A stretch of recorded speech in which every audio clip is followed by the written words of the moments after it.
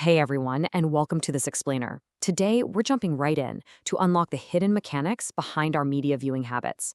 Have you ever wondered why certain TV characters or online personalities just live absolutely rent-free in your mind long after you've turned off the screen? Well, we are going to explore a fascinating decade deep dive into the research of Dr. T. Philip Madison, and specifically his foundational work with Lance Porter called The People We Meet. Together, we're going to uncover the invisible, yet highly active, psychological world of our screen time relationships. So let's be totally honest here. Do you talk to TV characters in your head? Take a second and really think about it. Consider the last time you were just standing in the shower, intensely rehearsing some difficult conversation you needed to have with your boss. Or maybe you were replaying an argument with a friend, just so you could test out a much wittier comeback. That deeply private, completely universal human experience is exactly what researchers call an imagined interaction. And as you'll see, this exact same mental framework applies just as strongly to the people we watch on our screens. Okay, let's dive into this. Historically, society has kind of viewed intense fandoms or deep attachments to media figures as a bit of an unhealthy obsession, right? It's that classic trope of the lonely fanatic completely disconnected from reality. But Dr. Madison's research totally flips that script.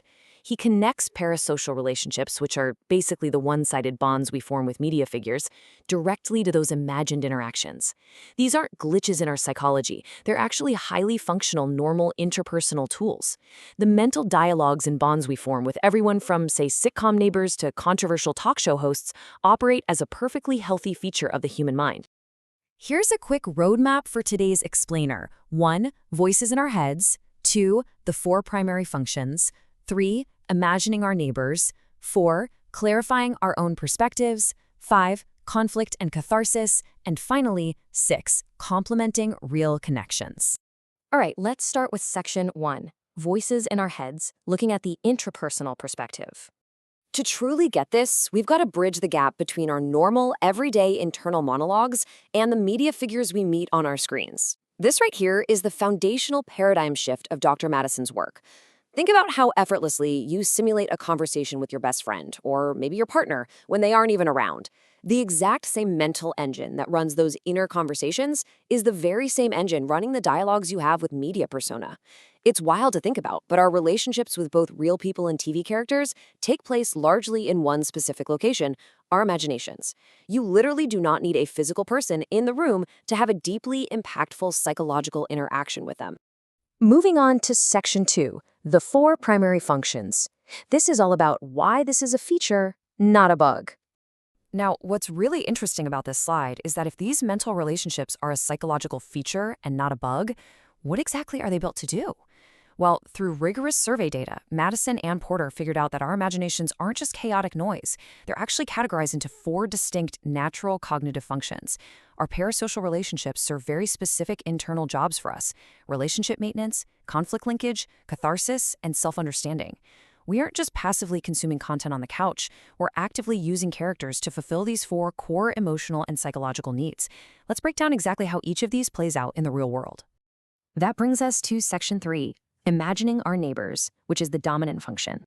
Notice the analogy of the good neighbor here. It is so brilliant because it perfectly grounds a highly abstract psychological concept into everyday, relatable reality. The research found that our parasocial relationships usually lack the high-stakes, stressful intensity of our closest real-world friends or spouses. Spousal relationships take work, right? They can be exhausting and deeply consequential. Sitcom characters, on the other hand, are way more like the relationships we have with a good neighbor. You don't live with them, but you casually check in on them over the fence. Audiences keep coming back to their favorite shows because they're actively maintaining a low-stakes, highly comfortable, and perfectly reliable mental bond. Let's jump to section 4, clarifying our own perspectives, or what we can call the self-understanding loop. Let's move to this next concept and see how this builds into a brilliant 3-step cognitive loop. Because we don't just wave at these characters over the fence, we actually use them as sounding boards. Step 1, you watch some media content and absorb the viewpoints presented. Step 2, after the TV is off, you start imagining bouncing your own ideas off that persona's mental avatar. You imagine what they'd say, you devise your counter-arguments, or maybe you find areas where you totally agree. And then step 3, through this internal rehearsal, you actually clarify your own viewpoint. You're using this one-sided relationship to literally figure out who you are and what you believe. It turns the persona into a safe, imaginary conversation partner inside your own personal rehearsal arena. Next up is Section 5, Conflict and Catharsis, how we process tension. Now, obviously, not all of our internal dialogues are friendly. Here we have a tale of two very different emotional processors. First up, conflict linkage. This is all about rumination. Research shows that, hey, without drama, there's no show. So our minds naturally latch on to televised conflict, whether that's fictional drama or highly polarizing real-world political figures we see in the news.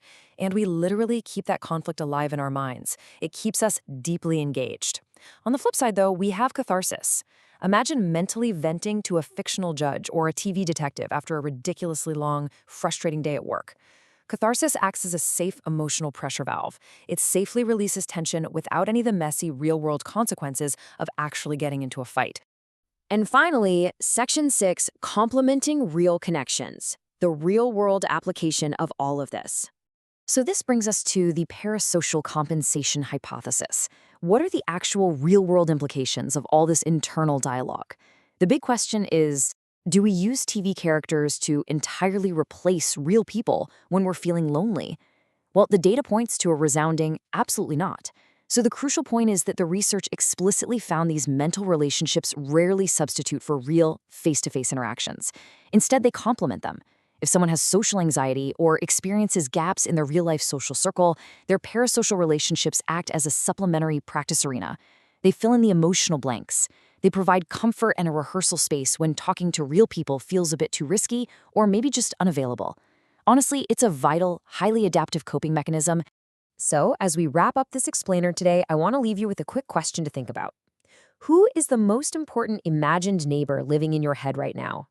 And more importantly, when you argue with them, agree with them, or just casually check in on them, what are they actually teaching you about yourself? Thanks so much for exploring the fascinating architecture of the parasocial mind with me today. Until next time, keep paying attention to the voices in your head.